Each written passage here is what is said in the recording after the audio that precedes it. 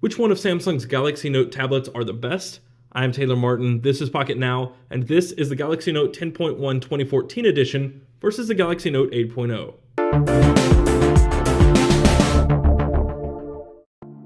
Samsung's Galaxy Note series is particularly unique in that it offers an incredible amount of productivity-driven features, as well as hardware which caters to that sort of use case.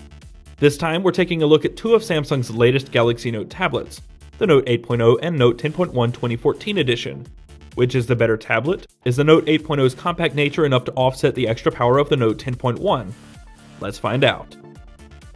On the outside, these two tablets are a lot alike, yet at the same time they're distinctly different. The Galaxy Note 8.0 is obviously much smaller. It measures 210.8mm tall, 135.9mm wide, and only 8mm thick. The Note 10.1, on the other hand, is 243.1mm tall, 171.4mm wide, and 7.9mm thick. As a result, the Note 10.1 is also significantly heavier at 540 grams. The Note 8.0 is a staggering 202 grams lighter. Although both tablets require two hands for use, the Note 8.0 is also much easier to hold with one hand and use with the other, while the Note 10.1 will often be held with two hands and used with thumbs. Between February, when the Note 8.0 was announced, and September, Samsung adopted a slightly refreshed design with new materials, or at least a new finish. Like the Galaxy S4, the Note 8.0 offers wide radius corners, rounded edges, and a hyperglaze finish around back. The Note 10.1 is more likened to the Galaxy Note 3, with its hard edges and aligned faux metal trim, mortifying corners, and a faux leather backing. In this short time period, Samsung also took the opportunity to upgrade specifications across the board. Internally, these two tablets have almost nothing in common. The Note 8.0 comes with an Exynos 4412 chipset, powered by a 1.6 GHz quad-core CPU. It has 16 or 32 GB of storage with a microSD card slot, 2 GB of RAM, a 5-megapixel rear camera, and a 4600 mAh 17Wh battery.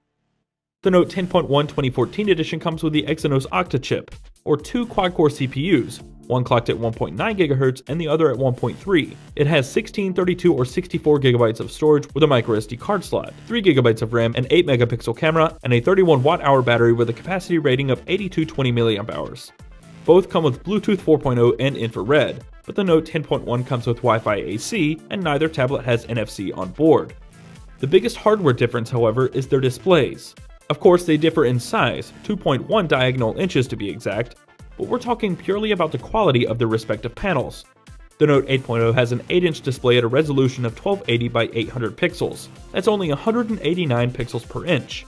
The TFT panel offers decent color reproduction, very wide viewing angles, deep blacks, passable contrast, and it's quite bright. But pixelation is noticeable even from a comfortable viewing distance. This is not a problem we've had with the 10.1-inch 2560 by 1600 pixel resolution display on the larger Note.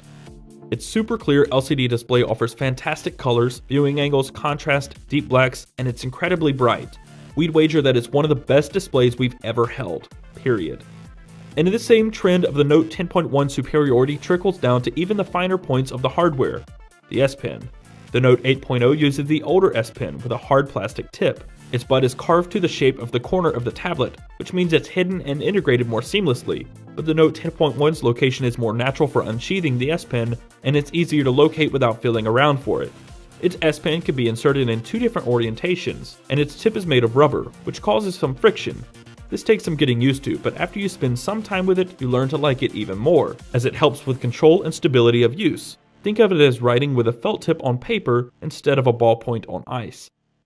In virtually every hardware category, the Note 10.1 is superior to its older cousin, not just because it features better specifications across the board, but because it has been designed with more care. Samsung has tirelessly refined the Galaxy Note brand, and it shows. The Note 10.1 feels executive and premium, whereas the Note 8.0 still feels somewhat like a toy to us. The software side of things is still in favor of the newer, larger, more powerful tablet, but much less so than in hardware. The Galaxy Note 8.0 originally shipped with Android 4.1.2, missing some of the best features of Jelly Bean, such as lock screen widgets, daydream mode, and a dedicated page within the notification shade for toggles. Fortunately, the Note 8.0 has received Android 4.2, with all these useful features in tow. The Note 10.1, however, comes with Android 4.3. The differences between what the stock Android versions of these firmwares come with are pretty slim, especially to the naked eye. You get trim and OpenGL ES 3.0 support in 4.3, as well as multiple user support with restricted profiles, Bluetooth Smart Ready support, and additional Project Butter enhancements. Multi-user support is effectively killed by the TouchWiz skin, and some may argue that Project Butter performance improvements are counterbalanced by how heavily laden TouchWiz is. It's fair to say though that the biggest differences between the software versions of these two tablets are found within Samsung's own software anyway. Both notes come with the most notable TouchWiz features and bloat: Smart Stay, S Note, Group Play, Samsung Apps, Samsung Hub, S Voice, Watch On, etc. But there is what some might consider fragmentation from within Samsung's own ecosystem. The S Pen optimizations are far less prevalent on the Note 8.0. Holding the S Pen button and long pressing on the display will take a screenshot on either tablet, but holding the button and double tapping the display will open S Note on the Note 8.0, but it will open Action Memo on the Note 10.1. Removing the S Pen from its slot opens the far more useful and accessible Air Command pop-up. Both tablets also come with a multi-window feature, but the Note 10.1 has some optimizations beyond those of the 8.0. You can create preset pairs of applications to open within multi-window, and you can also drag and drop content between applications. You can't do either of these things on the Note 8.0. These may only be small discrepancies, but they make a lasting impression, especially after you get used to using the newer features. Hopefully these enhancements will find their way to the Note 8.0 before long, but for now the Note 10.1 takes the cake. Performance, surprisingly enough, is not so much in favor of the Note 10.1, at least not in day-to-day tasks. Opening applications, switching apps, and even using a multi-window, the Note 8.0 is a half-beat snappier than the Note 10.1. Pressing the home button brings you out of the app and back to your home screen faster. Even loading apps is quicker, and so is opening the application drawer. The difference is negligible in most cases though. If you used both devices apart from one another, you'd probably never tell. But something we haven't been troubled with on the Note 8.0 is intermittent freezing. The Note 10.1 has a problem with hanging mid-load more than we'd care to admit.